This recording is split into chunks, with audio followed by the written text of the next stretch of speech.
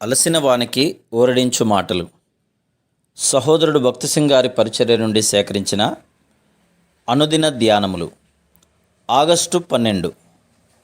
నా ప్రాణమా యెహోవాను సనుతించుము, నా అంతరంగముననున్న సమస్తమా ఆయన పరిశుద్ధ నామమును సనుతించుము. 103వ కీర్తన 1వ వచనం.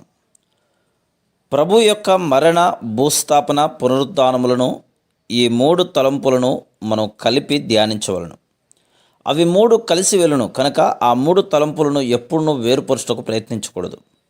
ఎప్పుడైనా నీవు సిలువను గురించి నీ ప్రార్థనలో, సాక్ష్యములో, బోధలో ప్రసంగించున్నప్పుడు, రాయినప్పుడు ఆయన మరణ, భూస్థాపన, పునరుద్ధానములను కలిపి ఉంచుటకు ప్రయత్నించము.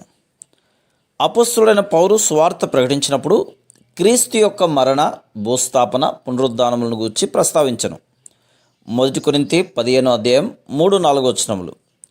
సువార్త అనగానేమి అని ఎవరైనా ప్రశ్నించినప్పుడు దానికి జవాబుగా క్రీస్తు లేఖనముల ప్రకారం సమాధి చేయబడి, లేఖనముల ప్రకారం మన పాపముల కొరకు మరణించి తిరిగి లేచనని చెప్పవలను. ప్రభువైన యేసు మనలో మరణ, భూస్థాపన, పునరుద్ధాన కార్యములు నెరవేర్చుట కొరకే మరణించను. మనలో పునరుద్ధాన శక్తిని తీసుకుని వచ్చుట కొరకు ఆయన మరణించెను. ఆయన మనలను విజయశాలులుగా, నిత్యము జీవించువారిగా చేయుటకు మరణించెను.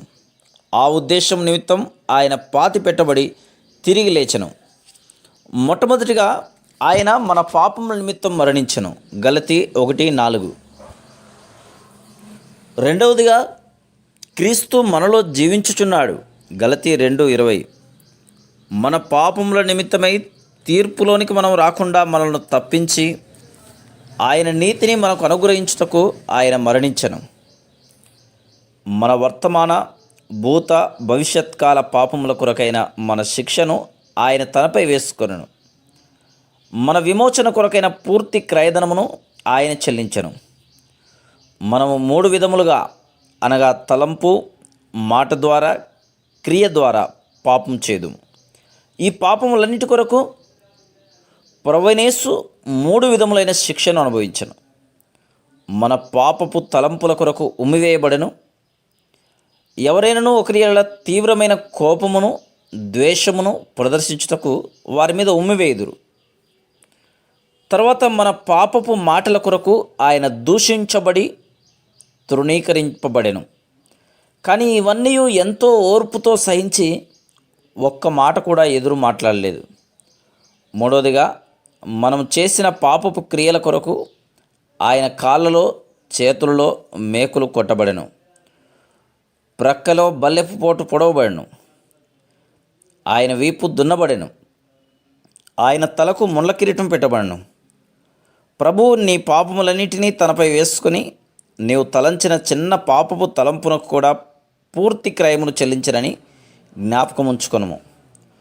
మార్కు సువార్త 10వ అధ్యాయం 34 వచనం. నీవు ఆత్మీయంగా ఎదగవలనని కోరినచో నీ శిక్ష అంతటినీ తనపై వేసుకున్నందుకు అనుదినము హృదయపూర్వకంగా ఆయనకు కృతజ్ఞతలు చెల్లించము.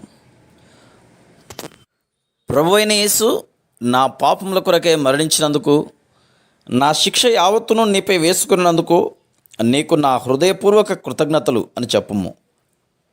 ఆత్మీయంగా ఎదుగుటకు ఇది ఎంతో సులభమైన మార్గం. కోర్టుకు హాజరైన ఒక వ్యక్తిని ఊహించుము. అతడు నేరము చేసినట్టుకు కావలసిన రుజువులన్నీ ఉన్నవి. అతడు ఎన్నో వస్తువులను దొంగిలించెను.